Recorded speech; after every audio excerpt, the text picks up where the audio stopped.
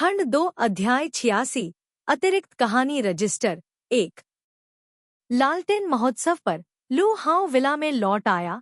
उसने लू शी मिया से कहा कि वह डिंगमी को साथ में डिनर करने के लिए वापस ले आए। लू शी मिया ने फोन रख दिया और पकौड़ी लपेटने वाली लड़की की ओर देखा।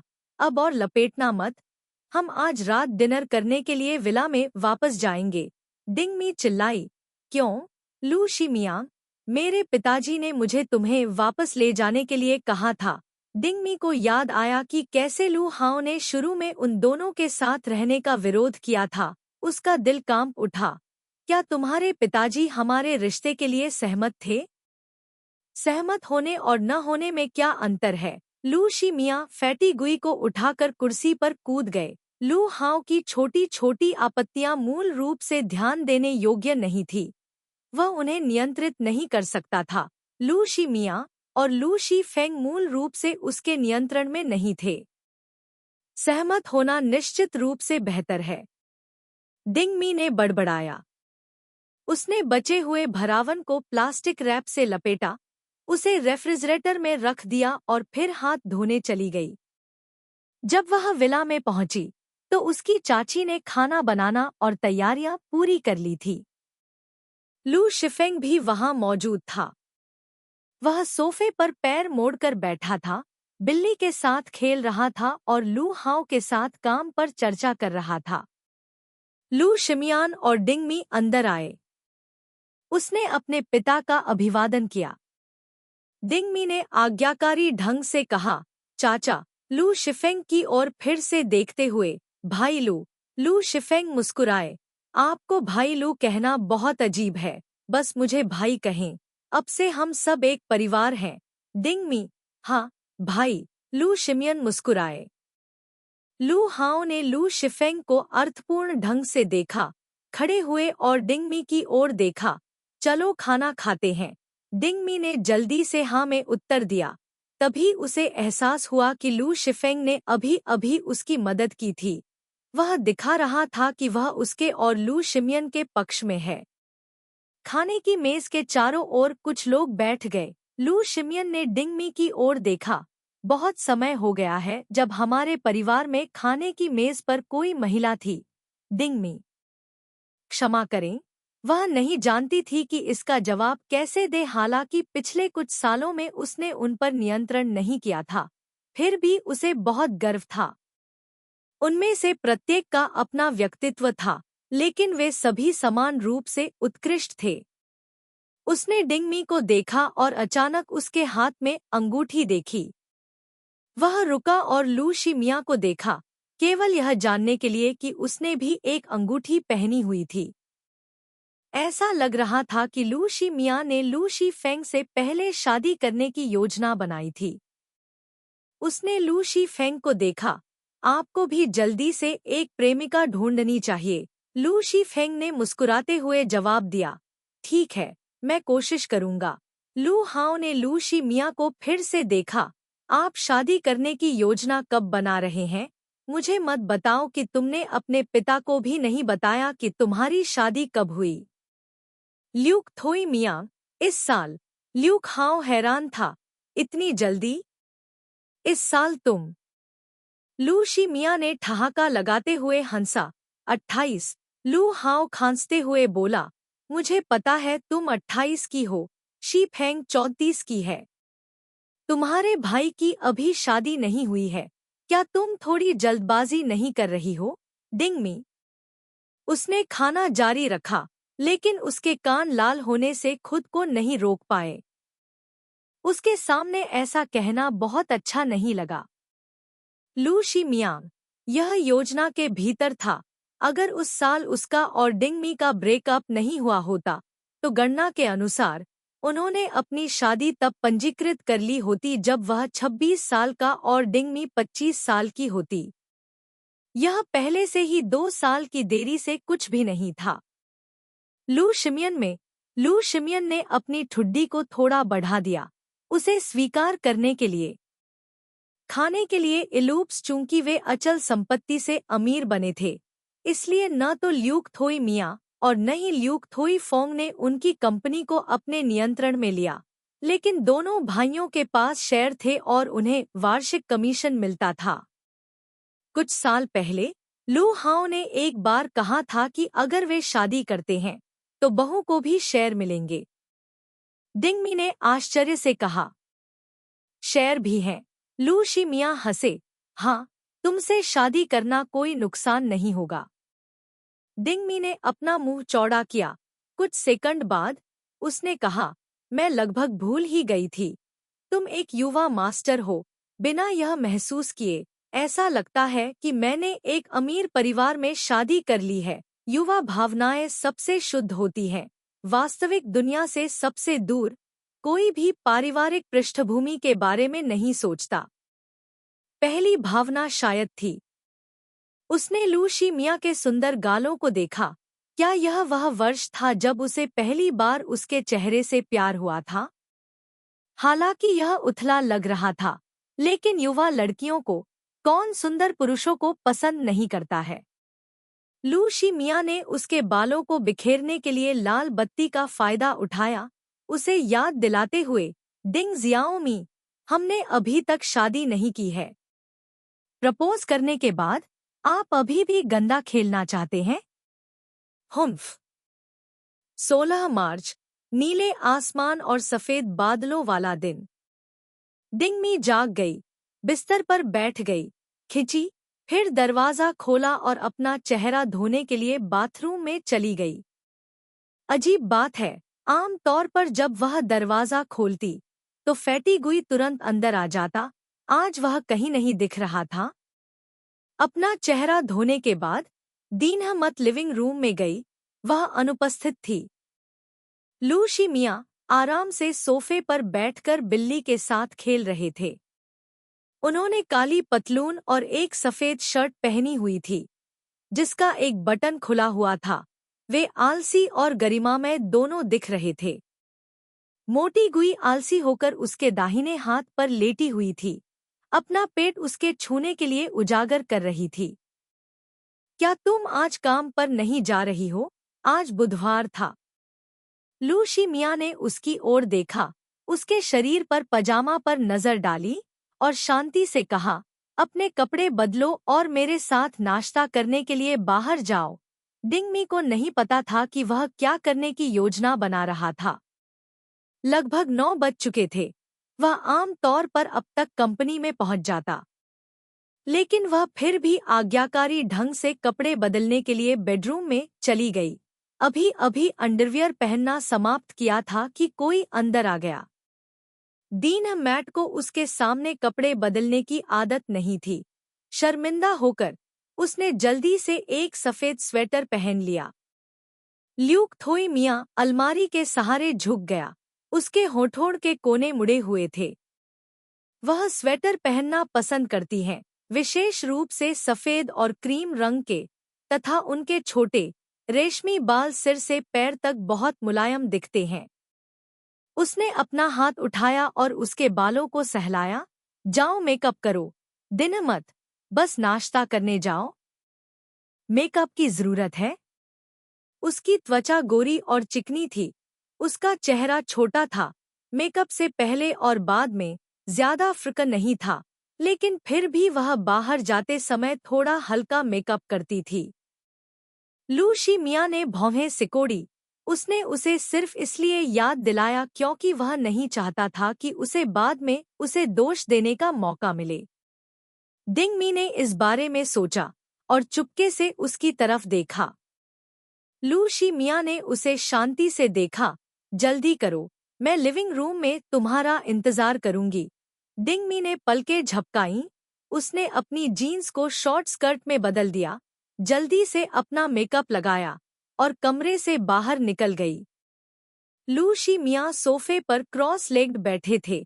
उसे बाहर आते हुए देखकर उसने अपने पैरों को नीचे ले लिया और खड़े हो गए। चलो, मैं मियाँ। फैटी गुई ने एक से अधिक बार अपने मोजे को खरोंच दिया था। बहुत कम ग्राहकों। डिंग एमआई ने खिड़की के पास एक सीट चुनी और लू शी मियाँ चीजों को खरीदने के लिए गए। हम पहले बेहतर खाते थे, है न? लू शी मिया ने अच्छे मूड में अपने होठों को सिकोड़ते हुए कहा, हम अक्सर जाते हैं। एक समय था जब हम अक्सर जाते थे। ज्यादातर समय वह उसे खाते हुए देखती थी, क्योंकि वह पहले ही खा चुकी थी।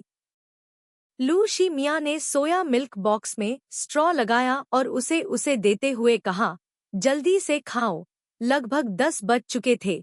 डिंगमी ने जल्दी से अपना सिर नीचे करके तले हुए बंस खत्म किए। दोनों ने नाश्ता खत्म किया और रेस्टोरेंट से निकल गए। बाहर सूरज की रोशनी चमक रही थी। सड़क के किनारे पेड़ हरे थे, सैकड़ों फूल खिल रहे थे। वसंत के बारे में सब कुछ लोगों के दिलों में उम्मीद जगा रहा था।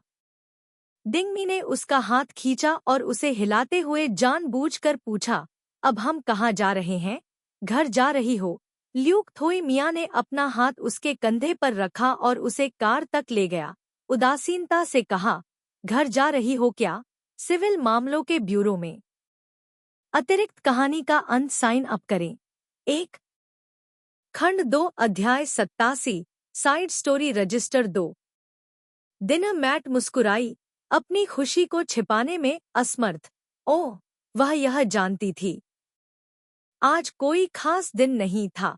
सिविल अफेयर्स ब्यूरो काफी खाली था, लेकिन अभी भी कुछ जोड़े लाइन में लगे हुए थे।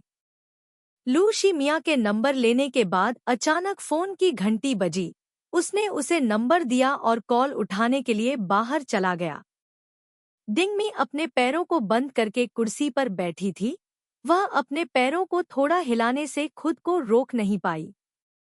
उसकी आंखें लू शी मिया की पीठ पर टिकी थीं। उसके होठों के कोने हंसी से भरे हुए थे। उसके बगल में बैठी लड़की ने उसे बहुत देर तक देखा और फिर धीरे से पूछा, हेलो, क्या मैं पूछ सकती हूँ कि क्या तुम डिंगमी हो? डिंगमी दंग रह गई, लड़की की तरफ देखा, मुस्कुराई, हाँ, मैं हूँ, क्योंकि उसने 2 शो में भाग लिया था और ये सब हुआ था। हालांकि डिंगमी वॉइस ओवर इंडस्ट्री में थी। कभी कभी लोग उसे पहचान लेते थे, कभी कभी उसे कुछ लोग मिलते भी थे जो बात करना और पूछना शुरू कर देते थे। डिंगमी जानी पहचानी थी। लड़की ने लू शी मिया को देखा जो थोड़ी दूर पर खड़े थे।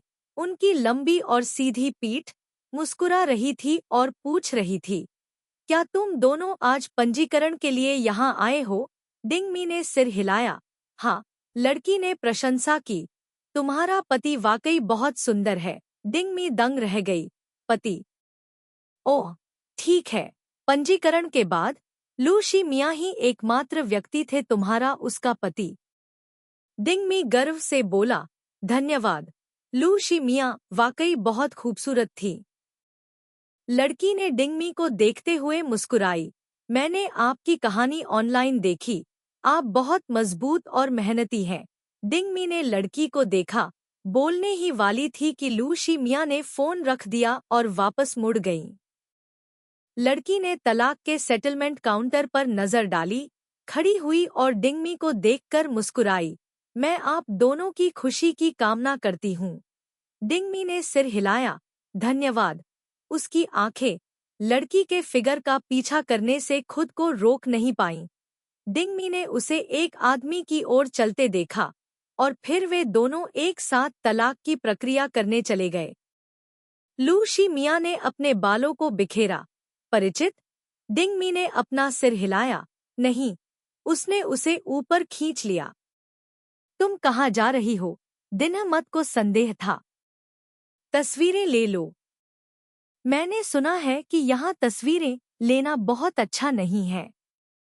अगर हमें पता होता तो हमें पहले बाहर तस्वीरें ले लेनी चाहिए थी।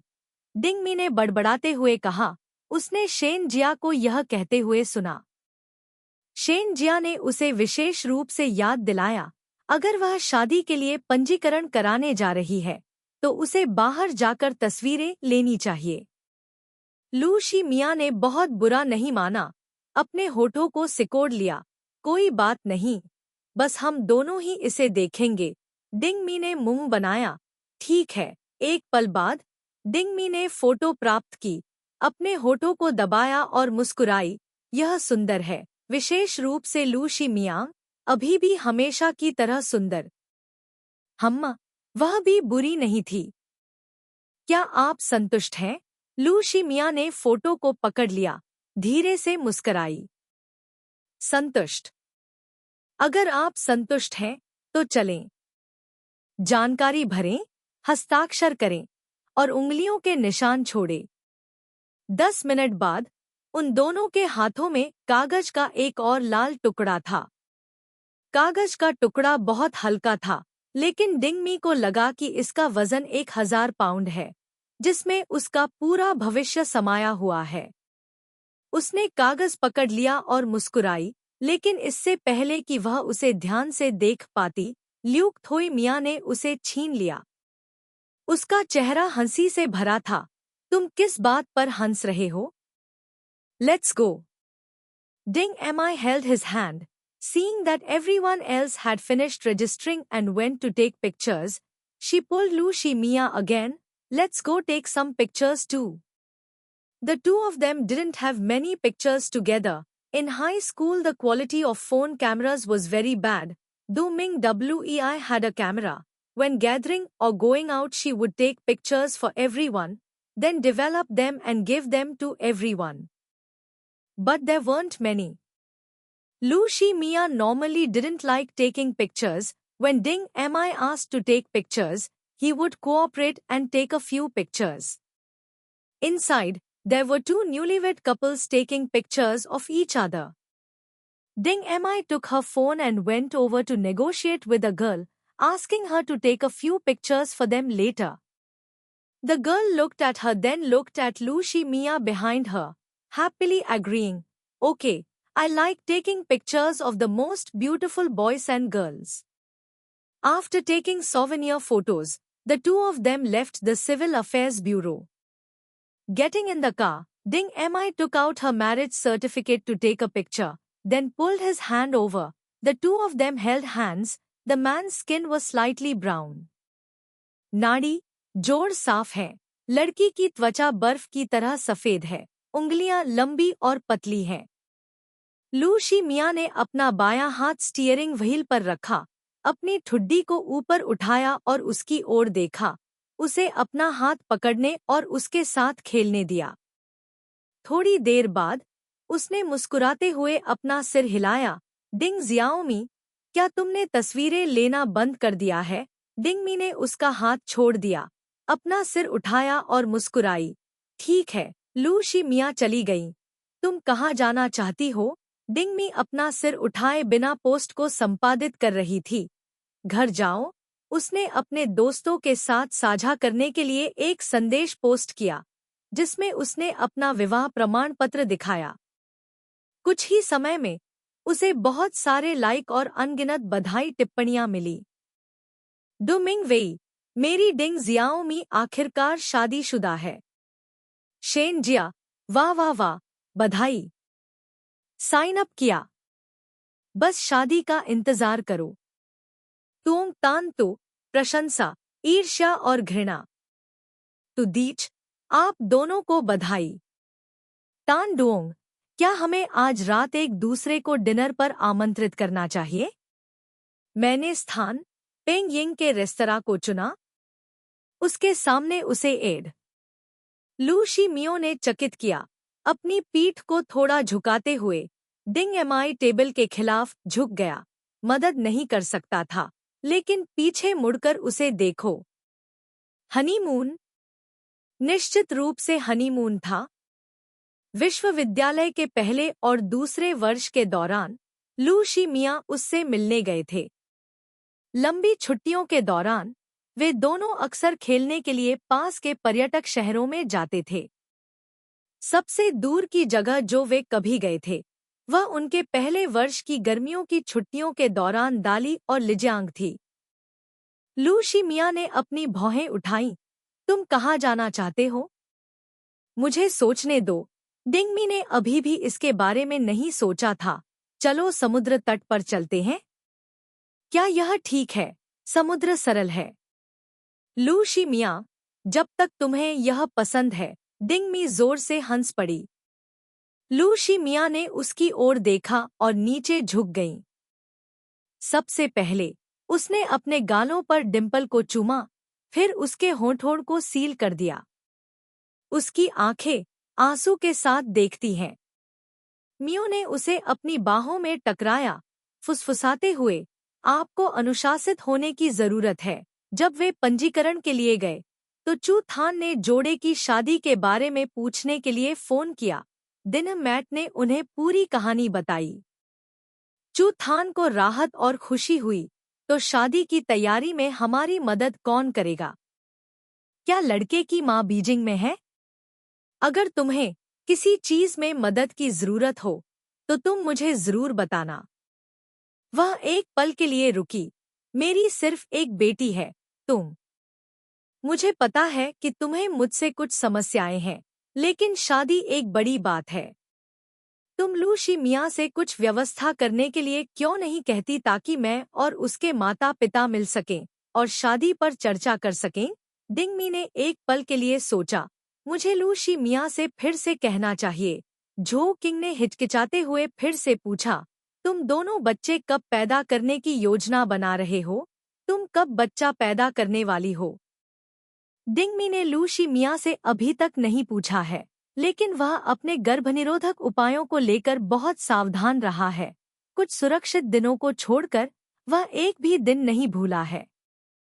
चाहे वह तब था जब वह अचंभित थी या स्थान गलत था, वह नहीं भूलता था। हालांकि उसका शरीर वास्तव में अभी अच्छी स्थिति में नहीं था और वह अभी भी स्वस्थ होने के लिए चीनी दवा ले रही थी, इसलिए कोई जल्दी नहीं थी। वास्तव में वह भी उसकी तरह थी। वास्तव में अभी दो लोगों की दुनिया का आनंद लेना चाहती थी। डिंगमी हकलाते हुए बोली, चलो शादी के बाद इस बारे में बात करते हैं। झो किंग ने सोचा कि यह सही था। कम से कम शादी खत्म होने तक इंतजार तो करें। अगस्त में शेन जिया ने एक बेटे को जन्म दिया जिसका वजन 3.5 किलोग्राम था। डिंगमी और डू मिंग वेई उससे मिलने अस्पताल गए। शेन जिया ने डिंगमी से आग्रह किया, आपको भी जल्दी से एक छोटी सी मी को जन्म देना चाहिए और अपने बच्चे को मेरी दत्तक बहू बनने देना चाहिए। डू मिंग वेई मुस्कुराए, एक दत्तक बहू? इस पर ल्यूक थोई मियाँ की भी सहमति होनी चाहिए। थाम गिया ने दीनहमत से पूछा, क्या अब आप दोनों की कोई योजना है? दीनहमत, शादी अभी तक नहीं हुई है। शादी की तैयारियां मार्च से ही शुरू हो गई थी। दुल्हन की सहेलियां हैं, 2 मिन्हवी, साथ में बंग ओना और तोंग तांतु। जियांगएर ने कहा कि वह भी टीम में शामिल होना चाहती थी, लेकिन डिंगमी अभी भी हिचकिचा रही थी। इतनी बड़ी स्टार उसकी दुल्हन बनने आई, क्या यह बुरा विचार नहीं होगा?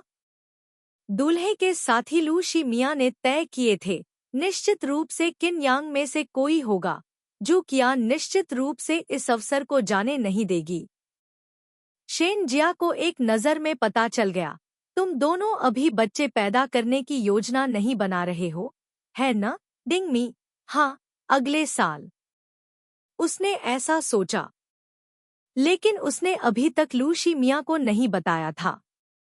डू मिंग वेई ने बच्चे को ध्यान से देखा, वह झांग लुन जैसा दिखता है। डिंगमी ने सिर हिलाया, मुझे भी ऐसा ही लगता है। उन दोनों ने अस्पताल में शेन जिया के साथ थोड़ी देर बातचीत की, लेकिन माँ को आराम करने की जरूरत थी। वे जाने से पहले वहाँ ज्यादा समय तक नहीं रहेंगे। डू मिंग वेई ने रास्ते में डिंगमी को उठाया, इसलिए डिंगमी ने कार नहीं ली। जब वह चली गई तो लू शी मियाँ काम से छुट्टी लेकर चले गए। वे उसे लेने के लिए गाड़ी चलाकर गए। कार में बैठने के बाद डिंगमी ने मुस्कुराते हुए कहा, शेन जिया का बेटा झांग लुन जैसा दिखता है। लू शी मियाँ ने सहमति जताई। डिंगमी, लू शी मियाँ, क्या आपको लड़के पसंद है या लड़कियाँ? लू शी मियाँ ने उसे देखा। गाड़ी चलाते हुए उसने उदासीनता से जवाब दिया, लड़कियाँ। डिंग जियाओमी की तरह उसके दांत सफेद और छोटे थे, जिसमें 2 डिंपल थे। उसकी मुस्कान प्यारी थी और वह उसे जाने नहीं दे सकती थी। डिंगमी मुस्कुराई और कार की खिड़की से बाहर देखा। लू शी मियां, मैं आज रात स्टेक खाना चाहती हूँ। ठीक है, उन्होंने कहा। वे दोनों एक पश्चिमी रेस्तरां में गए। उन्होंने आरक्षण नहीं कराया था, लेकिन सौभाग्य से दरवाजे के बगल में एक सीट थी, जहां से वे रात के दृश्य का आनंद ले सकते थे। डिंगमी बहुत खुश हुई और लू शी मियां को अपने साथ खींच लिया। जब वे दो महिलाओं से टकराए, तो डिंगमी ने उन्हें पहचान लिया। उनमें से एक पिछली प्रोग्राम टीम की कोरियोग्राफर डू मिंग वेई की सहयोगी थी। महिला कोरियोग्राफर मुस्कुराई, उसे देखते हुए। डिंगमी, क्या संयोग है? डिंगमी मुस्कुराई। हाँ। महिला कोरियोग्राफर ने लू शी मियां को देखा। बेशक वह जानती थी कि वह डिंगमी का प्रेमी था, लेकिन वे पहले कभी नहीं मिले थे। उनकी कार्यक्रम टीम सफल पुरुषों के बारे में एक खंड बनाने की तैयारी कर रही थी। सबसे अधिक प्रतीक्षित व्यक्ति वह था। आखिरकार वह ऐसा ही दिखता था, लेकिन उन्होंने फोन किया और अस्वीकार कर दिया गया। वह हंसी। कोई परिचय नहीं, डिंगमी से संपर्क, कोई मौका होना चाहिए। लेकिन उसने गलत सोचा। लू शी मियां किसी भी कार्यक्रम में भाग नहीं लेंगे। डिंगमी एक पल के लिए रुकी। मेरे पति? लू शी मियां बोलना समाप्त करने के बाद उसके कान लाल हो गए। विवाहित? महिला कोरियोग्राफर ने जल्दी से बधाई दी। लू शी मियां ने डिंगमी को देखने के लिए अपना सिर नीचे किया। उसके होठों के कोने मुड़े हुए थे। क्या उसने फोन करने से इनकार नहीं किया? बैठते हुए वह इत्मीनान से कुर्सी पर झुक गया, उसकी ओर देखा और चिढ़ाते हुए मुस्कुराया। अभी अभी तुमने मुझसे क्या कहा? डिंगमी शर्मिंदा थी। तुमने सुना है न? एक पल के लिए रुककर वह चमकीली मुस्कुराई। उसके छोटे सफेद दांत, उसके डिंपल मीठे और सुंदर थे। मेरे पति। खंड 2 अध्याय 88 साइड स्टोरी। शादी के बाद रास्ता बनाना। शादी से एक महीने से भी ज्यादा पहले डीन मैट को वास्तव में ल्यूक हाउ की कंपनी से शेयरों का उपहार मिला। गियांग चाओ में अगस्त गर्म और उमस भरा था। यह सप्ताहांत था। ल्यूक थोई मियां काम पर नहीं गए। डीन मैट ने भी काम स्वीकार नहीं किया। वे दोनों एयर कंडीशनर के साथ एक कमरे में बंद थे। उसने कार्यक्रम लिखा। उसने रेडियो नाटक सुना। फैटी ऑरेंज जल्दी से कुछ बार रेंगता हुआ अंदर आया, फिर उसके पैरों के पास सिमट कर सो गया। लू शिफिंग एक व्यापारिक यात्रा पर गया था, इसलिए मीटबॉल को यहाँ रखा गया था। एक पल बाद मीटबॉल लड़खड़ाते हुए अंदर आया। यह छोटा लड़का फैटी गुई जितना भारी है। मुझे आश्चर्य है कि इन दोनों भाइयों ने इसे कैसे पाला होगा। बिल्ली जब उनके पास पहुंचेगी तो उसका वजन जरूर बढ़ेगा। दो शराबी छोटे नारंगी बिल्ली के बच्चे उसके पैरों से लिपट गए। डिंगमी खुश दिख रही थी। दरवाजे की घंटी सुनकर डिंगमी दरवाजा खोलने के लिए अपनी चप्पलों में बाहर भागी। दरवाजे के बाहर एक आदमी खड़ा था जिसने सफेद शर्ट और काली पैंट पहनी हुई थी। एक ब्रीफकेस ले रखा था। वह व्यक्ति मुस्कुराया। क्या यह मिस डिंग है? डिंगमी को संदेह हुआ। आप हैं? आदमी ने कहा। मैं वकील झाओ हूँ। श्री लू ने मुझे यहाँ आने के लिए नियुक्त किया है। मेरा मतलब है श्री लू हाओ। डिंगमी का दिल कांप उठा और वह अचानक घबरा गई। क्या है? उसके दिमाग में अचानक कई नाटकीय दृश्य आए। वकील झाओ मुस्कुराए। यह श्री लू के बारे में है जो आपको शेयर हस्तांतरित करना चाहते हैं। डिंगमी आश्चर्यचकित हुई और बोली। लू शी मियां को पता नहीं चला कि वह कब बाहर चला गया था। वह उसके पीछे खड़ा था, वकील झाओ को देख रहा था। कृपया अंदर आए।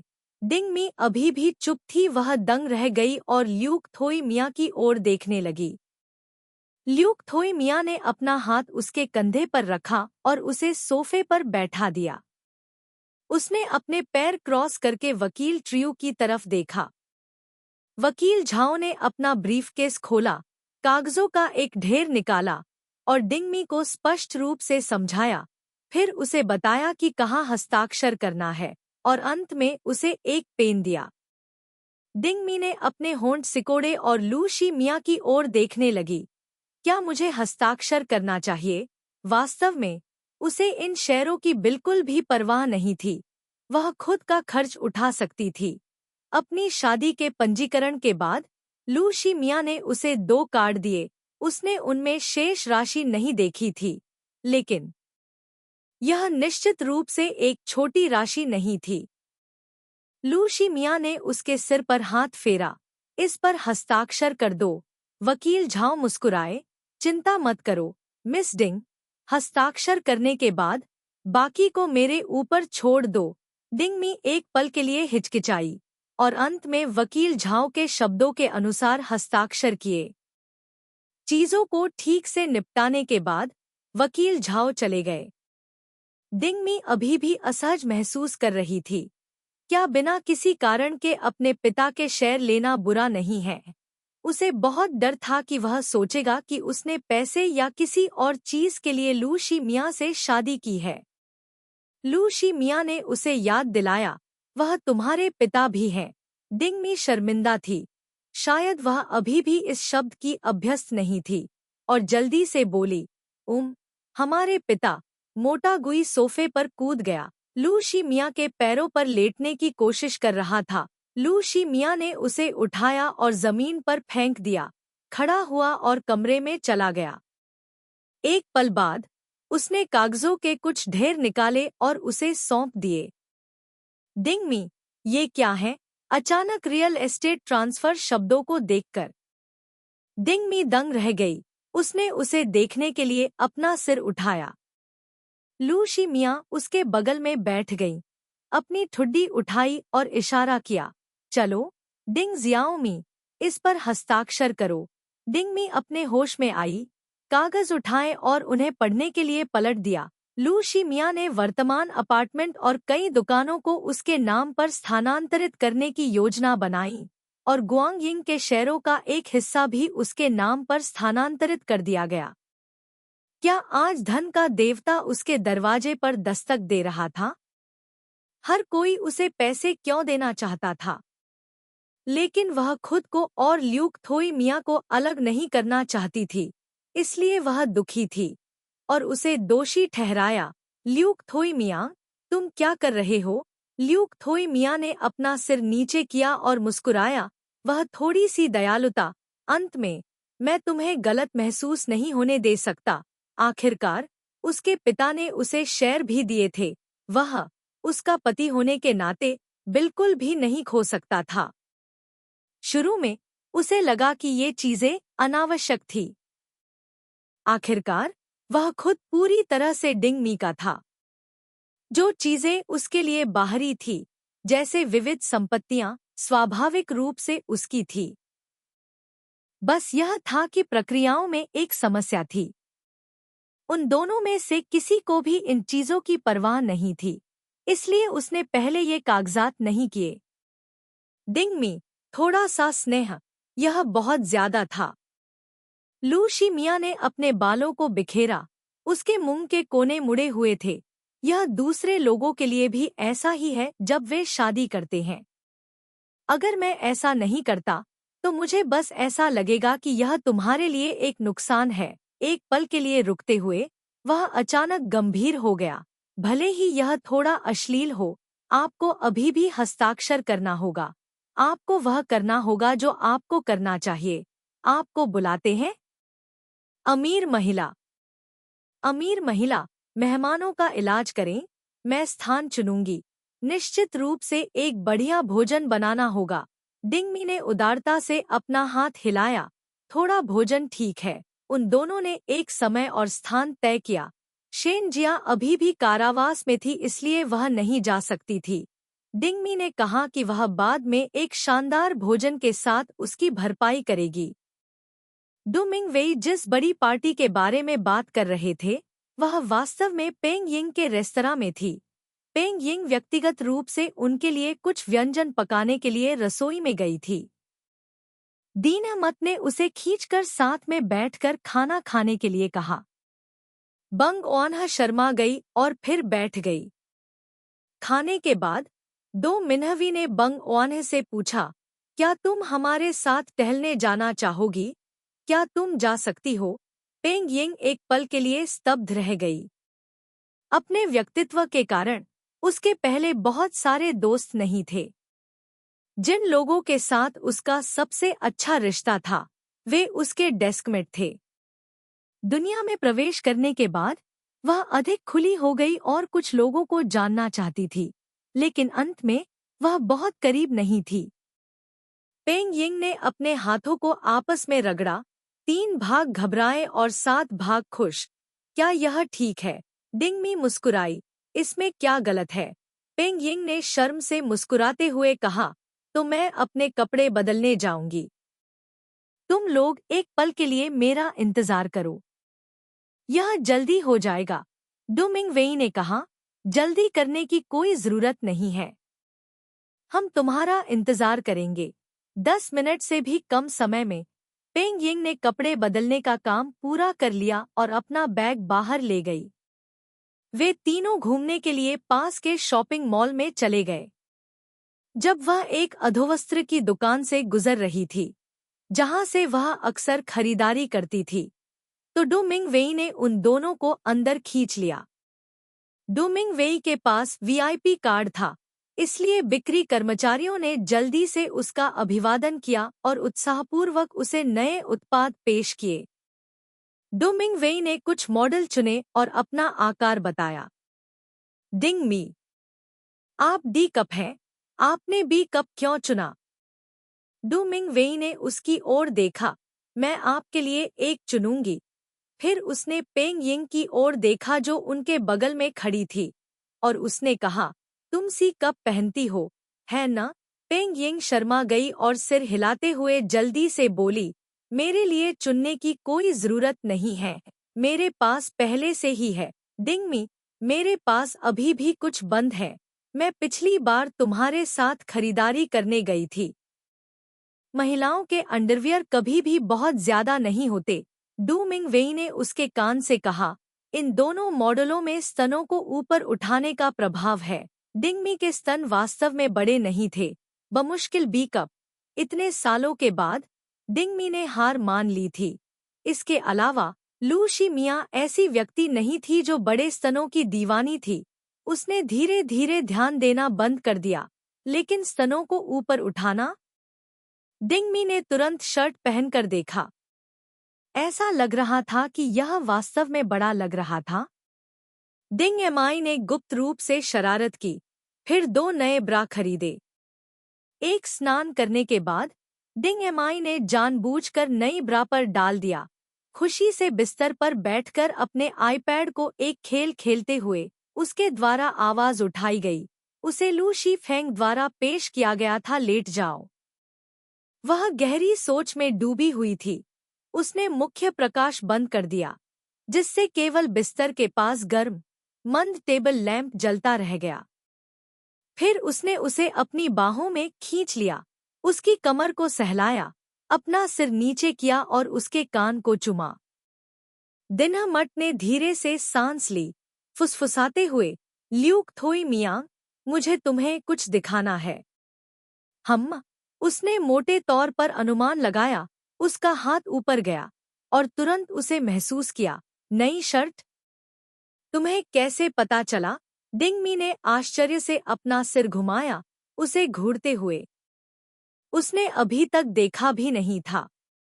लू शी मिया ने खुद को उसके ऊपर टिकाया, उसे देखने के लिए अपना सिर नीचे किया और धीरे से हंसा। मैं इसे महसूस कर सकता हूँ। डिंग मी, आश्चर्यजनक रूप से अच्छा। लू शी मिया ने अपनी शर्ट को ऊपर धकेला। डिंग मी शर्मा गई, उसे ढकने के लिए अपना हाथ बढ़ाना चाहती थी, लेकिन उसने खुद को रोक लिया, फुसफुसाते हुए, क्या यह थोड़ा अलग है? उसने अपना सिर नीचे कर लिया। यह अंडरवियर का असर है। अपने छोटे स्तनों को ऊपर उठाते हुए, उन्हें बड़ा दिखाते हुए। एक झटके में किसी ने ब्रा का हुक खोल दिया। लू शी मियाँ उसकी बात को पूरी तरह से समझ नहीं पाए, लेकिन फिर भी उन्होंने उसकी प्रशंसा की। बहुत सुंदर, डिंग मी कहता रहा। यह वह नहीं है। लू शी मियाँ ने अपना सिर उठाया और आंखें सिकोड़ ली, और समझ की एक झलक के साथ वह तब तक हंसे बिना नहीं रह सका जब तक कि उसकी छाती हिल नहीं गई। दीन मत। गुस्से में उसने उसे मारा। ल्यूक थोई मियाँ ने उसका हाथ पकड़ लिया। उसके होठों के कोने अभी भी मुड़े हुए थे। दीन मत ने उसे फिर से मारा, हंसते हुए, हंसते हुए, हंसते हुए। इतना मजाक क्या है? उसने यह किसके लिए किया? डिंग जियाओमी, अगर तुमने मुझे फिर से मारा तो मैं तुम्हें 10 गुना वापस कर दूंगी। डिंग मी ने तुरंत हिलने की हिम्मत नहीं की। उसे डर था कि वह उसे कुचल देगा। लू शी मियाँ ने अपने होठों को मोड़ा, उसे चूमने के लिए अपना सिर नीचे किया। उसका हाथ उसकी मुलायम, सुंदर छाती से उसकी कमर तक गया, उसके कूल्हों से लेकर उसके नितंबों की दरार तक सहलाया और सहलाया, फिर उसके गोल नितंबों को ऊपर उठाया। डिंग एमआई पतली थी, लेकिन उसका बट बहुत वक्रतापूर्ण था और उसका शरीर बहुत नरम था। वह स्पष्ट रूप से बहुत उत्साहित था। यह नहीं पता कि यह सही है, क्योंकि मैं शब्दकोश में उस शब्द का अर्थ नहीं पा सका, और मैं एक शब्द पर अटक गया और अपने दिमाग को रैक किया। लेकिन एक शब्द के साथ नहीं आ सकता है। हु जो जानता है उस जगह के लिए उचित शब्द क्या है? मुझे बताओ। कुछ इस तरह की, एक कुंवारी लड़की को पहली बार क्या चोदा जाता है। खंड 2 अध्याय 89। अतिरिक्त कहानी पेंग यिंग एक्स किन यांग। 1। पेंग यिंग की डायरी। 6 सितंबर 2006। मैं कक्षा के बाहर कोने में पानी ले रही थी। 2 पुरुष छात्र भी पानी लेने आए थे, आपस में बातें कर रहे थे और एक दूसरे को चिढ़ा रहे थे। क्या आप इसे एमीन के लिए भी नहीं ला सकते? जब से वह दिनमत के साथ एक ही मेज पर बैठा, उसे पानी लाने की जरूरत ही नहीं पड़ी, समझे? मैं भी एक गर्लफ्रेंड ढूंढना चाहता हूँ, जो एक ही टेबल पर बैठे और मेरे लिए पानी लाए। हाँ हाँ, बस करो। उन दोनों ने एक दूसरे को धक्का दिया और मुझसे टकरा गए। नल से पानी बाहर निकल आया और मेरा हाथ जल गया। मैं दर्द से चिल्लाया।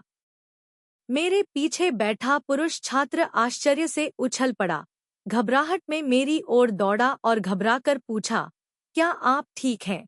मैंने लाल आंखों से अपना सिर उठाया। वह भ्रमित था और जल्दी से बोला, अरे, रो मत।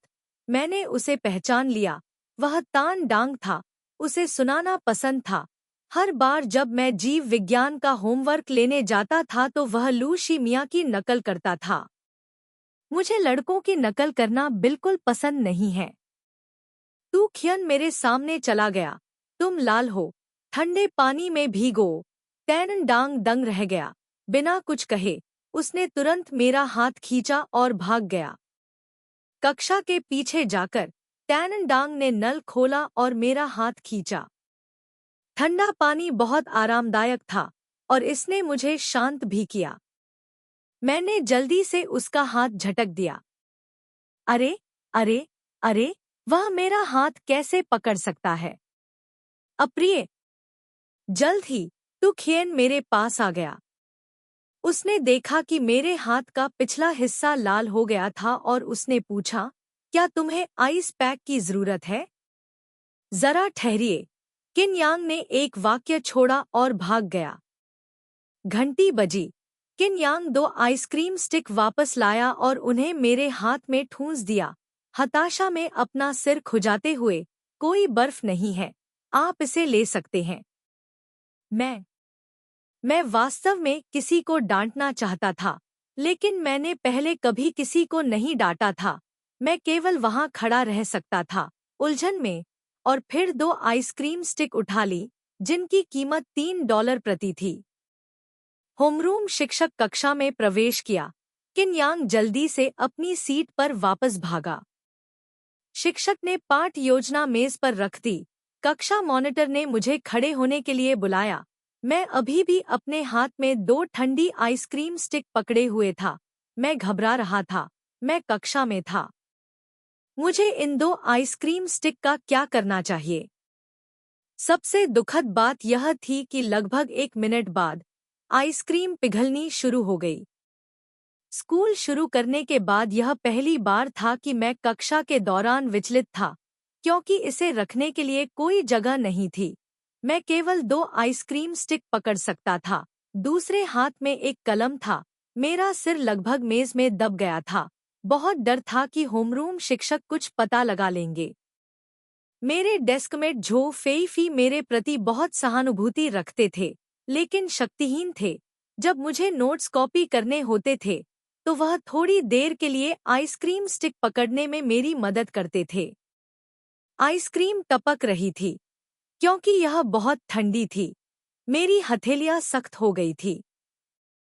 मैं घड़ी को देखता रहा। पहली बार मैं जल्दी से कक्षा समाप्त करने के लिए इतना उत्सुक था। अंत में अवकाश की घंटी बजी। होमरूम शिक्षक 5 मिनट से अधिक समय तक पढ़ा रहे थे। आखिरकार अवकाश हो गया। अगले डेस्क पर बैठा छात्र अचानक चिल्लाया, अध्ययन समिति के सदस्य, आपकी डेस्क के नीचे पानी क्यों है? मैं शर्मा गई और जल्दी से समझाया, मेरा इरादा इसे गिराने का नहीं था। मैं जल्दी से झाड़ू लेने गया। चू फीफी ने उसे वापस ले लिया। मुझे तुम्हारी मदद करने दो। तुम जल्दी से अपना होमवर्क इकट्ठा करो। मेरा बायोलॉजी का होमवर्क जमा करने का समय हो गया था, इसलिए मैं जल्दी से पेपर लेने के लिए निकल पड़ा।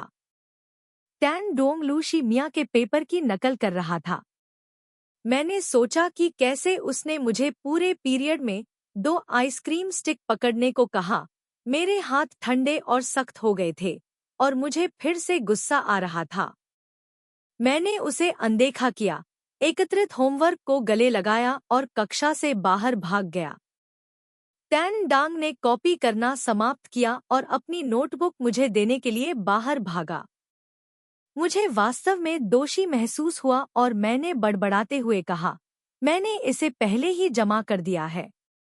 मुझे लगा कि टैन डांग नाराज हो जाएगा, लेकिन अप्रत्याशित रूप से वह बस मुस्कुराया, अपने चमकीले सफेद दांत दिखाते हुए, चमकते हुए।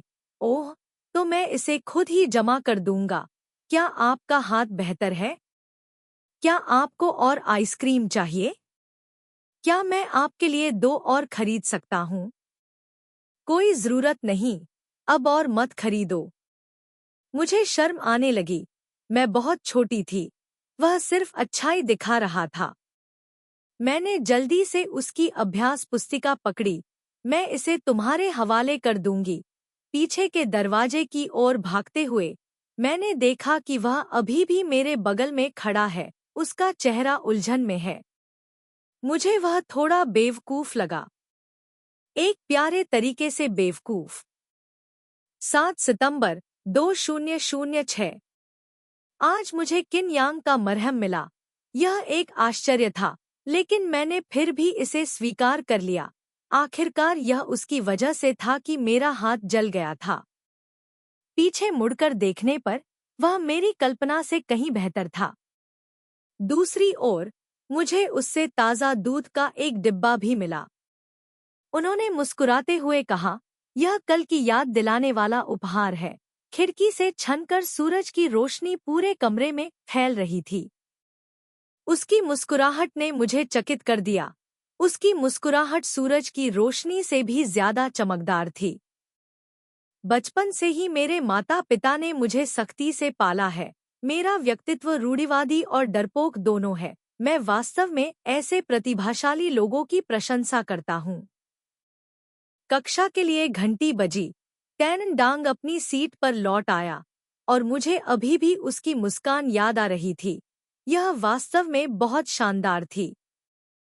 सिर्फ इसी वजह से मुझे लगता है कि वह अन्य पुरुष छात्रों की तुलना में बहुत बेहतर है। 8 अक्टूबर 2006। आज टैन डांग फिर से अपना होमवर्क लंबे समय तक छिपा रहा था, लेकिन उसने इसे खुद किया और अब और नकल नहीं की। मैं उसके लिए बहुत खुश हूँ। 17 नवंबर 2006। दोपहर में स्कूल के बाद झो फीफी और मैं फुटबॉल के मैदान से गुजरे। मैंने किन यांग और लू शिमिया को जू कियान के साथ बास्केटबॉल खेलते देखा। किन यांग ने काले रंग की हुडी और नीले रंग के स्नीकर्स पहने हुए थे। जब उन्होंने गेंद को बास्केट में फेंका तो वह बहुत ऊंची छलांग लगा रहे थे। ढलते दिन की आखिरी रोशनी उनके शरीर पर बिखरी हुई थी। वह मजबूत और लंबा, चमकदार और बेबाक था। झो फीफी ने कहा, वाह, लू शिमिया बहुत सुंदर हैं। जू कियान भी सुंदर हैं। मैंने एक क्षण सोचा और धीरे से पूछा, टैन डांग के बारे में क्या? चू फीफी ने फिर मेरी ओर देखा। मुझे अचानक दोषी महसूस हुआ। यह बहुत अजीब लगा।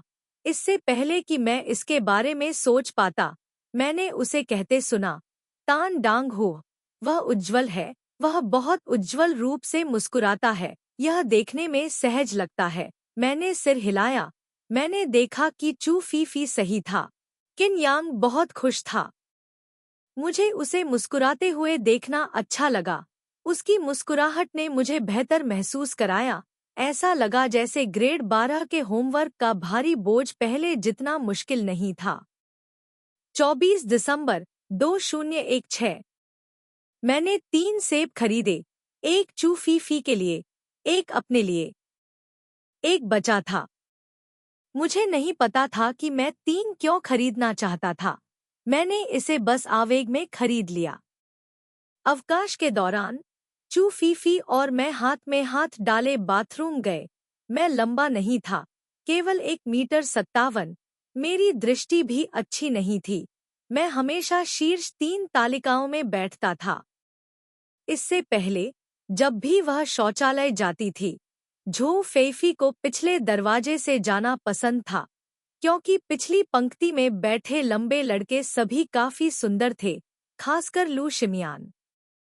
लेकिन मुझे यह पसंद नहीं था। मुझे सामने के दरवाजे से जाना पसंद था। झो फीफी ने अचानक पूछा, अब आपको पिछले दरवाजे से जाना क्यों पसंद है? अपराध बोध की भावना फिर से आई। मुझे अभी भी समझ नहीं आया कि ऐसा क्यों था, और एक पल के लिए मैं जवाब नहीं दे सका।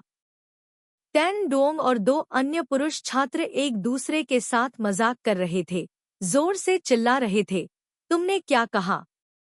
फिर से कहना। मैं उसे देखे बिना नहीं रह सका। हर बार की तरह जब मैं पिछले दरवाजे से गया, मैंने चुपचाप उसे एक पल के लिए देखा, बस उसकी आंखों से मिलने के लिए। वह अचानक मुझे देखकर मुस्कुराया। मैं शर्मिंदा था और अपना सिर नीचे कर लिया। मेरा दिल बेतहाशा धड़क रहा था। उस शाम मैं आखिरी बार सेल्फ स्टडी सेशन से बाहर आया। मैंने बचे हुए सेब को टैन डांग की डेस्क की दराज में रख दिया।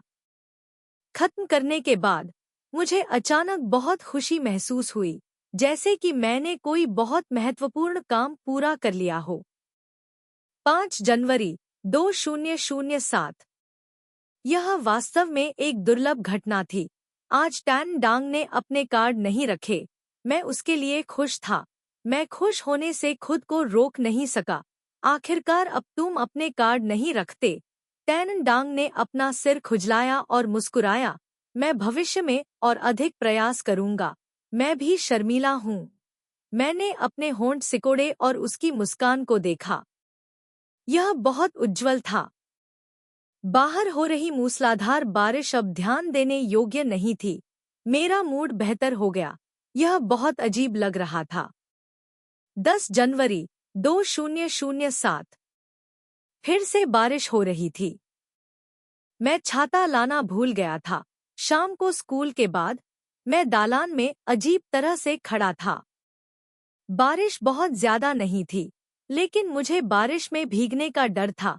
सर्दी लगने का डर था जिससे मेरी पढ़ाई प्रभावित होगी।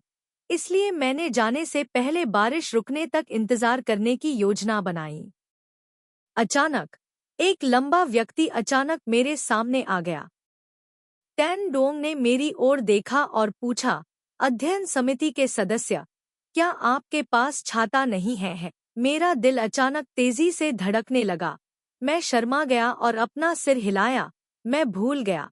तान डांग ने उदारतापूर्वक मुझे छाता देते हुए कहा, आप इसका उपयोग कर सकते हैं। मैं तो खियन के साथ जाऊंगा। मेरी बाहों में एक अतिरिक्त छाता था। मैं वहीं अचंभित होकर खड़ा था। उसे और टू खियन को एक दूसरे के कंधों पर हाथ रखकर चलते हुए देख रहा था। उसकी पीठ ऊंची और लापरवाह थी। उसके कदम बेफिक्र थे। मैंने छाता खोला। छतरी बहुत बड़ी थी। मेरी तरह नहीं, एक छोटी पोल्का डॉट वाली छतरी। मैंने टैन डांग की छतरी पकड़ी और स्कूल के गेट पर गया। मेरे माता पिता पहले से ही वहां इंतजार कर रहे थे। उन्होंने मेरे हाथ में छाता देखकर अजीब बात पूछी, यह छाता किसका है? यह किसी लड़की का छाता नहीं लग रहा है। मैंने उत्तर दिया, मेरे मित्र ने मुझे यह उधार दिया था। मेरी माँ ने पूछा, बॉयफ्रेंड? हाँ। मैंने उन्हें एक दूसरे को देखते हुए देखा। थोड़ी देर बाद मेरी माँ ने कहा, ओना ओन्हा, तुम्हें अपने प्रेमी से दूरी बनाए रखनी होगी। विश्वविद्यालय की प्रवेश परीक्षा कुछ महीनों में है। तुम निश्चित रूप से दूसरों से जल्दी प्यार में पड़ना नहीं सीख सकती। मैं दंग रह गया। अपना सिर झुका लिया और अनजाने में ही जवाब दे दिया, हाँ, यह कई वर्षों से लोगों की बातें सुनने की आदत है। मेरे माता पिता तो निश्चिंत होकर घर चले गए, लेकिन मेरा दिल बेचैन था। प्रारंभिक प्रेम। मुझे पता था कि कक्षा में ऐसे लोग थे जिनके बचपन में प्रेम संबंध थे। कक्षा अध्यक्ष और कक्षा उपाध्यक्ष एक जोड़े थे। मुझे यह भी पता था कि तू खियन को डू मिंग वेई पसंद था, क्योंकि उसने पूरी कक्षा के सामने यह स्वीकार किया था। और कक्षा में अफवाहें थी कि दीन मैट और ल्यूक थोई मियाँ भी बचपन में प्रेम संबंधों में थे। होमरूम शिक्षक अक्सर इस बात पर जोर देते थे कि बचपन में प्रेम संबंध नहीं होने चाहिए। मैंने पहले कभी इसकी कल्पना भी नहीं की थी। मुझे कभी कोई पसंद भी नहीं आया था। मेरा ध्यान सिर्फ विश्वविद्यालय प्रवेश परीक्षा पर था। लेकिन अब मुझे अचानक समझ में आ गया कि अपराध बोध, अजीब खुशी और अजीब धड़कनों की वो अजीब भावनाएं क्या थी। यह सब इसलिए क्योंकि मुझे कोई पसंद है। क्या करूं? ऐसा लगता है कि मुझे टैन डांग पसंद है। 23 जनवरी 2007। चंद्र नव वर्ष के 5वें दिन, कक्षा 11-1 ने एक सभा का आयोजन किया। टैन डांग अपने दोस्तों के साथ खेल रहा था। मैंने उसके सामने सोफे पर बैठने की हिम्मत जुटाने की कोशिश की। बस एक दूसरे को देखने के लिए ऊपर देखने की जरूरत थी। टैन डांग ने मुझे अकेले बैठे देखा, अचानक मुस्कुराया और पूछा, अध्ययन समिति के सदस्य, क्या आप राजा खेलना चाहते हैं? मैं खेलना नहीं जानता, साथ ही गलतियां करने से भी डरता हूँ, शर्माता हूँ और सिर हिलाता हूँ। उसकी मुस्कान को देखकर मुझे लगा कि मैं प्यार से मुग्ध एक फूल की तरह हूँ, और मैंने जल्दी से अपना सिर नीचे कर लिया। वह हमेशा मुझे अध्ययन समिति का सदस्य कहता था, और मेरे सहपाठी भी अक्सर मुझे यही कहते थे। कभी कभी मुझे यह भी संदेह होता था कि वे मेरा नाम भूल गए हैं, क्योंकि अध्ययन समिति का सदस्य और अच्छे ग्रेड वाला एक किताबी कीड़ा होने के अलावा दूसरों ने ऐसा कहा, मैं वास्तव में बहुत साधारण दिखता था। उनके लिए मेरा नाम याद न रखना सामान्य बात थी। लेकिन कोई भी भूल सकता था, सिवाय टैन डांग के, क्योंकि वह पहला व्यक्ति था जिसे मैं पसंद करता था। कमरे में एक पुरुष सहपाठी धूम्रपान कर रहा था, और मुझे असहज महसूस हुआ, इसलिए मैं कुछ ताज़ी हवा लेने के लिए बाहर चला गया। जब मैं पीछे मुड़ा, तो मेरी मुलाकात टैन डोंग से हुई, जो बाहर निकल रहा था। टैन डोंग ने मुझे देखकर मुस्कुराते हुए कहा, अरे, अध्ययन समिति के सदस्य। वह बेफिक्र दिख रहा था, लेकिन उसकी मुस्कान बहुत चमकदार थी। मेरा दिल फिर से तेजी से धड़कने लगा, और मुझे नहीं पता था कि मुझमें हिम्मत कहाँ से आई, इसलिए मैंने अचानक उसे वापस बुलाया, तान डोंग, टैन डोंग ने जवाब दिया। वह आश्चर्यचकित लग रहा था, शायद उसे उम्मीद नहीं थी कि मैं उससे बात करूंगी। मैंने अपने तनाव को नियंत्रित किया और धीरे से पूछा, आप मुझे अध्ययन समिति का सदस्य कहते रहते हैं, क्या इसलिए कि आपको मेरा नाम याद नहीं है? टैन डांग दंग रह गया, फिर मुस्कुराया। उसकी मुस्कान पहले से भी अधिक चमकदार थी। 8 दांत, बहुत सफेद, समतल। नहीं, मुझे तुम्हारा नाम याद है, पेंग यिंग। जैसे ही उन्होंने मेरा नाम पुकारा, मेरा दिल अचानक तेजी से धड़कने लगा। मेरी भावनाएं अत्यधिक तनावपूर्ण हो गईं। मुझे डर था कि वह नोटिस कर लेगा, इसलिए मैंने जल्दी से समझाया, मुझे लगा कि तुम्हें याद नहीं है, इसलिए मैंने पूछा। टैन डोंग फिर मुस्कुराया, बेशक मुझे याद है, मुझे अपने सभी सहपाठियों के नाम याद हैं। आखिरकार हम 1 साल से अधिक समय से एक साथ पढ़ रहे हैं। मैंने कहा, ओह, और थोड़ा निराश महसूस करते हुए व्यंग्यपूर्वक मुस्कुराया। लेकिन सच तो यह है कि ऐसा कौन होगा जिसे अपने उस सहपाठी का नाम याद न हो जिसके साथ वह 1 वर्ष से अधिक समय तक एक ही कक्षा में पढ़ता रहा हो? मैं बेवकूफ नहीं हूँ। जहाँ तक मेरा सवाल है, मैं आखिरकार निश्चित हूँ। मुझे टैन डांग पसंद है। 10 जून 2007। कॉलेज प्रवेश परीक्षा के बाद कक्षा का पुनर्मिलन। मैं बहुत दुखी था, बिल्कुल भी खुश नहीं था क्योंकि परीक्षा समाप्त हो गई थी। क्योंकि स्नातक होने का मतलब है कि सभी को अपने अलग-अलग रास्ते पर जाना है। टैन डांग और मैं एक जैसे हैं। मुझे पता है कि मेरे परिणामों के साथ मैं एक प्रथम श्रेणी के विश्वविद्यालय में प्रवेश पा सकता हूँ, और टैन डांग शायद केवल दूसरे स्तर के विश्वविद्यालय का चयन कर सकता है। मैं उसकी वजह से अपनी सालों की मेहनत के परिणाम नहीं छोड़ सकता। मेरे माता पिता इसकी अनुमति नहीं देंगे। बाद में शायद फिर से मिलना बहुत मुश्किल होगा। मेरा पहला गुप्त क्रश शायद बीमारी से मर जाएगा। 12 फरवरी 2008। चंद्र नव वर्ष का 5वां दिन। कॉलेज में प्रवेश के बाद से पहली कक्षा का पुनर्मिलन। जिस दिन से मैंने यह खबर सुनी, मैंने इसका बेसब्री से इंतजार करना शुरू कर दिया। मैं नॉर्मल यूनिवर्सिटी में इतिहास की पढ़ाई करने बीजिंग गया था, क्योंकि मेरे पिता इतिहास के प्रोफेसर थे। उन्होंने मेरा विषय चुना। बाद में मैंने खुद अपना विषय बदल लिया, चीनी भाषा विभाग में स्थानांतरित हो गया। इस वजह से कुछ समय के लिए मेरे माता पिता के साथ मेरा शीत युद्ध चला। मैं वास्तव में किन यांग को देखना चाहता था। मैं उससे धूप को अवशोषित करना चाहता था। आखिरकार वह दिन आ ही गया। मैंने किन यांग को देखा। वह हाई स्कूल की तुलना में थोड़ा सा सांवला था और बहुत अधिक मांसल। उसके बाल छोटे थे। यह पहले से ही कांटेदार था, लेकिन इस वजह से वह और भी अधिक उज्ज्वल और उज्ज्वल दिख रहा था। तभी मुझे एहसास हुआ, मुझे उसकी बहुत याद आती है। मैंने सुना कि वह पुलिस अकादमी में पढ़ता है और भविष्य में एक पुलिसकर्मी बनेगा। मैं उसके लिए वास्तव में खुश था। फिर मैंने चुपचाप सोचा, क्या पुलिसकर्मी और शिक्षक वास्तव में संगत हैं? 30 जनवरी 2009। इस साल की क्लास रियूनियन में मैंने टैन डांग को फिर से देखा। मैंने पाया कि मैं पिछले साल से भी ज्यादा उसे याद कर रहा हूँ। जब मैं यूनिवर्सिटी गया तो मेरे माता पिता ने मुझ पर अपना नियंत्रण कम कर दिया। क्योंकि यह बहुत दूर था, इसलिए वे मुझ पर उतना नियंत्रण नहीं रख सकते थे। मैंने अपने रूममेट से मेकअप करना सीखा, लेकिन मैं अभी भी फैशनेबल कपड़ों से बहुत परिचित नहीं हूँ।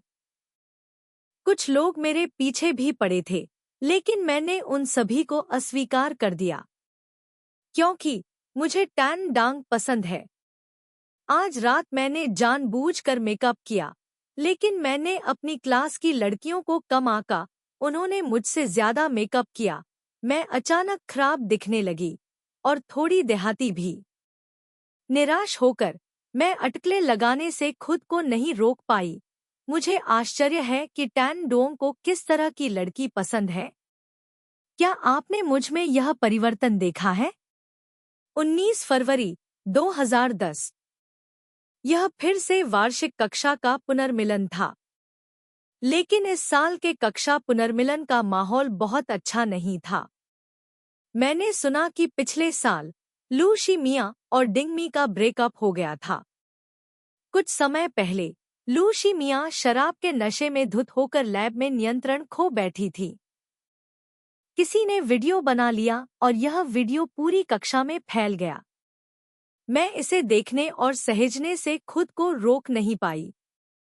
पहले मैं वास्तव में डिंगमी और डू मिंग वेई की प्रशंसा करती थी। वे दोनों सुंदर और हंसमुख थीं और उनके कई दोस्त थे, खासकर किन यांग। ऐसे समय थे जब मैं डिंगमी और डू मिंग वेई के साथ दोस्ती करना चाहती थी, लेकिन मैं बहुत शर्मीली और शर्मिंदा थी। स्नातक होने के बाद भी मैं अभी भी उन्हें नहीं जान पाई। बेशक मुझे कभी भी उनकी छोटी छोटी सभाओं में शामिल होने का मौका नहीं मिला। क्या अफसोस की बात है। इस साल ल्यूक थोई मिया बहुत ठंडे और उदास दिख रहे थे। उदासी की यह भावना उनके दिल की गहराई से प्रकट हुई थी। लू शी मिया ने पूरी क्लास को वीडियो हिस्ट्री डिलीट करने के लिए मजबूर किया। हर कोई उसके आने से डर गया। साथ ही जू कियान और किन यांग ने मदद की। सभी ने आज्ञाकारी तरीके से वीडियो डिलीट कर दिया। उसके बाद उसने जांच शुरू की। किन यांग और जू कियान ने भी मदद की। जब किन यांग ने मेरी जांच की तो मैं उसे फोन देने ही वाला था, लेकिन उसने हंसते हुए मुझे अनदेखा कर दिया। मैं दंग रह गया। उसने मेरी जांच क्यों नहीं की? क्योंकि तुम्हें मुझ पर भरोसा है? या फिर आपने इसे जानबूझकर छोड़ दिया? उसके बाद वह वीडियो हमेशा मेरे यूएसबी में रहता था। 10 अगस्त 2013। मैंने अच्छे लाभों वाली अपनी स्थिर शिक्षण नौकरी छोड़ने का फैसला किया और एक शेफ बनने का फैसला किया, क्योंकि ऐसा लग रहा था कि टैन डांग को वास्तव में स्वादिष्ट भोजन खाना पसंद था। फिर उसे निश्चित रूप से एक ऐसी लड़की पसंद आएगी जो अच्छा खाना बना सके। मैं वह लड़की बनना चाहती थी। 9 फरवरी 2014। इस साल की कक्षा के पुनर्मिलन में टैन डांग नहीं आया। मैंने बीफ जर्की बनाने की पूरी कोशिश की जिसे उसने पहले कभी नहीं चखा था। क्या अफसोस है। इस दौरान मेरे माता पिता मुझे एक प्रेमी खोजने के लिए बेताब थे, क्योंकि मैं 24 साल की थी और यह पहले से ही उस उम्र में थी जब मुझे रिश्ते में होना चाहिए था। वे मेरे लिए ब्लाइंड डेट पर जाने की व्यवस्था करने लगे। मैं बहुत परेशान था, लेकिन मेरे पास जवाब देने के अलावा कोई विकल्प नहीं था। जिन लोगों के साथ मैं ब्लाइंड डेट पर गया था, उनकी परिस्थितियां बहुत अच्छी थी, लेकिन उनकी मुस्कान बहुत अच्छी नहीं थी। मैं बहुत निराश था और मुझे किन यांग की और भी याद आई। मुझे तुम्हारी बहुत याद आई, किन यांग। 5 मई 2015। मैंने फूड कोर्ट के बाहर अपना खुद का रेस्तरां खोला और आज इसे खोलने का फैसला किया, क्योंकि आज किन यांग का जन्मदिन है। मुझे आश्चर्य है कि क्या एक दिन तुम अचानक मेरे रेस्तरां में आ जाओगे। मुझे उम्मीद है कि वह मेरे द्वारा पकाया गया खाना खाएगा। 5 अक्टूबर 2015। कक्षा अध्यक्ष और उपाध्यक्ष ने शादी कर ली। मुझे शादी में आमंत्रित किया गया था। मैं बहुत खुश था। हर बार जब कक्षा का पुनर्मिलन होता था तो मैं इसे कभी नहीं छोड़ता था, भले ही कभी कभी टैन डांग नहीं आता था। आज मैंने टैन डांग को फिर से देखा। हम अब युवा नहीं हैं, लेकिन मैंने सुना है कि वह अभी भी सिंगल है। यह वह स्तंभ है जो मुझे इन सभी वर्षों में बिना किसी कठिनाई और पीड़ा के उसे पसंद करने में मदद करता है। 8 नवंबर 2015। एक बहुत ही साधारण दिन, लेकिन बेहद खुश और जश्न मनाने लायक। क्योंकि आज टैन डांग मेरे रेस्तरां में खाना खाने आया था। वह 2 युवा पुलिसकर्मियों को लेकर आया, एक पुरुष और एक महिला। लड़की लगातार बातें करती रही। मैं रसोई के पीछे सब कुछ सुन रहा था। फिर मैंने एक जानी पहचानी आवाज सुनी। मेरा शरीर अकड़ गया। चम्मच फर्श पर गिर गया। शेफ ली चौंक गया। बॉस, आपको क्या हुआ है? मैंने अपने होंठ भींचे और ध्यान से बाहर की हलचल को सुनने लगा। 3 आवाजें थीं और कुछ देर के लिए शांति हो गई थी। तुमने मुझे मौत के घाट उतार दिया। मुझे लगा कि तुम अपनी गर्लफ्रेंड को डेट के लिए यहाँ लाए हो। मैंने अपने हाथ साफ किए, अपना एप्रन उतारा और बाहर चला गया। टैन डोंग ने पुलिस की वर्दी पहन रखी थी। उसके गाल अभी भी पहले की तरह चमकीले थे, लेकिन जब वह जवान था तब की तुलना में उसमें और भी मर्दाना भावना आ गई थी। वह बहुत ईमानदार और राजसी लग रहा था। मुझे लगता है कि मैं उसके जादू में फंस गई हूँ। उसने पलटकर मुझे देखा, आश्चर्यचकित होकर। बान ओन्हा, तुम यहाँ क्यों हो? मुझे याद है, दूसरे साल के कॉलेज रियूनियन से उसने मेरा नाम पुकारना शुरू किया। जब उसने मेरा नाम पुकारा तो मुझे अच्छा लगा। मैंने उसे देखकर मुस्कुराया। मैंने यह रेस्टोरेंट खोला है, टैन डांग। मैंने अपना रेस्तरां तुम्हारी वजह से खोला है। टैन डांग ने अपनी आंखें घुमाईं, फिर गंभीरता से मेरी प्रशंसा की। तुम वाकई बहुत अच्छे हो। मैंने मेनू लिया और उसे देते हुए पूछा, धन्यवाद। आप क्या खाना चाहेंगे? परिचय की आवश्यकता है। दरअसल मैं इतना घबरा गया था कि मेरे पैर कमजोर हो गए। मुझे डर था कि उसे यह पसंद नहीं आएगा। टैन डोंग ने मेन्यू को ध्यान से देखा, जल्दी से कुछ व्यंजन चुने, फिर मेन्यू मुझे लौटा दिया। उन्होंने मुस्कुराते हुए पूछा, मैडम, क्या आपने इसे स्वयं पकाया है? मैडम, मैं शर्मा गई। मुझे पता था कि वह मजाक कर रहा था। मैंने अपना सिर नीचे किया और हाँ कहा, वापस रसोई में भाग गई। आज मैंने उसके लिए खाना पकाने में अपनी सारी प्रतिभा और गंभीरता का इस्तेमाल किया। मैं मूल रूप से इस भोजन के लिए भुगतान स्वीकार नहीं करना चाहती थी, लेकिन मुझे डर था कि उसे यह बहुत अचानक लगेगा, इसलिए मैंने उसे छूट दे दी। टैन यांग ने मेरी ओर देखा और मुस्कुराया। सहपाठियों के लिए छूट? मैंने झिझकते हुए सिर हिलाया। मेरे दिल ने कहा, यह मेरे सहपाठियों के लिए छूट नहीं है, यह उस व्यक्ति के लिए छूट है जिसे मैं पसंद करता हूँ। टैन डोंग ने फिर से मेरी प्रशंसा की। आपका रेस्तरां निश्चित रूप से अच्छा करेगा। भोजन स्वादिष्ट है। मैं इसे अपने सहकर्मियों से परिचित कराने में आपकी मदद करूंगा। मैं शर्मा गया। धन्यवाद। महान। मेरा दिल नाचने लगा। मुझे इतना गर्व था कि मैं मर जाना चाहता था। टैन डोंग ने 2 छोटे पुलिसकर्मियों को दूर ले गया। मैंने अंधेरी रात में उसकी सीधी, मांसल पीठ को देखा। एक क्षण के लिए मुझे लगा कि उस रात बारिश में उस युवक की लंबी और लापरवाह पीठ दिखाई दे रही है, जो लापरवाही से चल रहा था, अभद्र दिख रहा था। आज रात मैंने एक निर्णय लिया।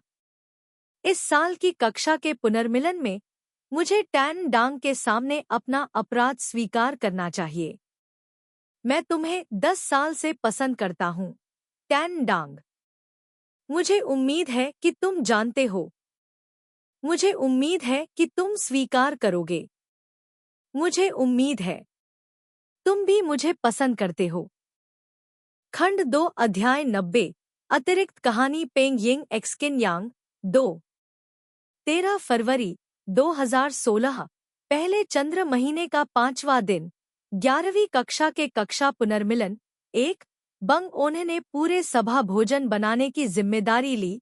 नए साल से पहले इसे तैयार करना शुरू कर दिया। दरअसल वह और किन यांग बहुत करीब नहीं थे, सिवाय उन कुछ मौकों के जब उसने क्लास रियूनियन के दौरान उसे देखा। वह जानती थी कि उसे मांस, सभी प्रकार के बत्तख, बीफ, मछली और समुद्री भोजन खाना पसंद है। ऐसा लगता था कि वह किसी भी चीज के बारे में ज्यादा नहीं सोचता था। ऐसा करना बहुत आसान था। पेंग यिंग जल्दी से एक उचित मेनू लेकर आई। पूरी कक्षा, साथ ही शिक्षक और रिश्तेदार, लगभग 50 लोग थे, जिन्हें 4 टेबलों में विभाजित किया गया था। एपेटाइजर और मुख्य व्यंजनों में सभी के स्वाद के लिए पर्याप्त खट्टा, मसालेदार, नमकीन और मीठा स्वाद था, और अंत में मीठी मिठाई थी। सामान्य तौर पर सब कुछ पूरा था, एक 5 सितारा रेस्तरां के बराबर। सभी कर्मचारी उत्साहित थे। बॉस वास्तव में विचारशील है। आपके पुराने दोस्त को खाने का सौभाग्य मिला है। बंग ओआना थोड़ा सा शर्मा गई। वास्तव में उसके अपने विचार थे, और वे बहुत बड़े थे। वह अच्छा प्रदर्शन करना चाहती थी, ताकि इस भोजन के कारण तान डांग को अच्छा महसूस हो। लेकिन सब कुछ अप्रत्याशित था। तान डांग को छोड़कर सभी आ चुके थे। टू खियन ने कहा कि उसे आज रात ड्यूटी पर रहना है। वह कुछ समय बाद खाना खाएगा, फिर सीधे चला जाएगा। पेंग यिंग ने अपने दिल में हार को छिपाया।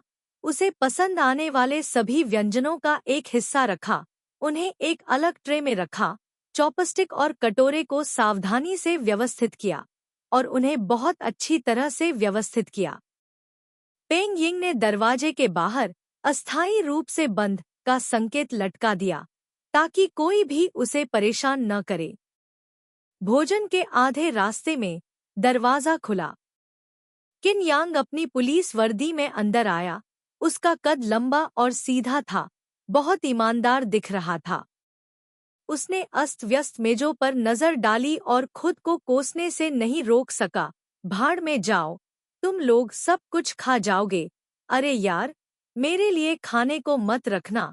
पेंग यिंग का दिल तेजी से धड़क रहा था। वह खड़ी हुई और उसकी ओर देखते हुए धीरे से बोली, मैंने तुम्हारे लिए खाना छोड़ा है, वह रसोई में है। टैन डांग रुक गया। उसे नहीं पता था कि क्यों। वह अक्सर कोमल और कमजोर लड़कियों से डरता था। दूसरे व्यक्ति की आवाज छोटी थी। उसकी आवाज भी अपने आप छोटी हो गई। खास तौर पर पेंग यिंग, जो हाई स्कूल में बहुत ही विनम्र थी, जिसने उसे सभी विषय प्रतिनिधियों में से सबसे विनम्रता से अपना होमवर्क जमा करने के लिए कहा।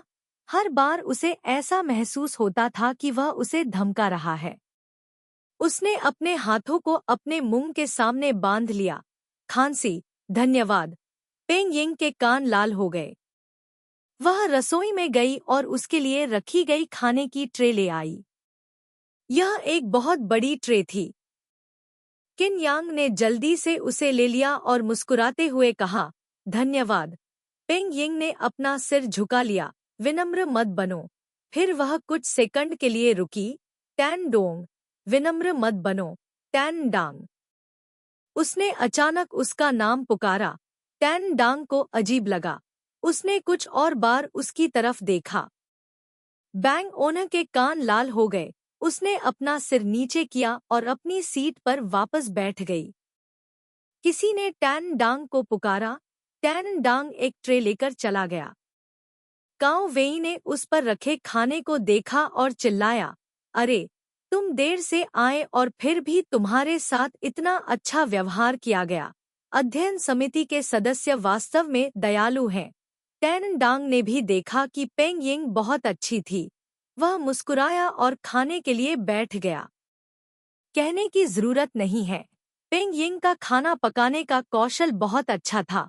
उसने पिछली बार की तुलना में भी बेहतर खाना बनाया जब वह 2 पुलिस प्रशिक्षुओं को लेकर आया था। अचानक उसे वह रात याद आ गई, जब वह पेंग यिंग के रेस्तरां से बाहर निकला था। उन 2 बदमाशों ने उसका मजाक उड़ाया था। पुलिस वाला लड़का, डिप्टी कैप्टन, क्या वह छोटी सी महिला बॉस अभी अभी तुम्हारी सहपाठी बनी है? तान डुओंग ने सिर हिलाया। हाँ, पुलिस लड़की।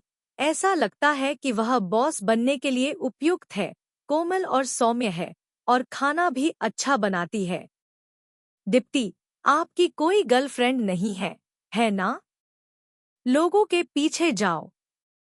उस समय तान डोंग एक लड़की का पीछा करते हुए दंग रह गया था। ऐसा लग रहा था जैसे उसने पहले कभी इस बारे में नहीं सोचा था। हाई स्कूल में उसके मन में कुछ अस्पष्ट विचार जरूर आए थे, लेकिन वे सिर्फ इसलिए थे क्योंकि वह तुकियान और लू शी मिया से प्रभावित था।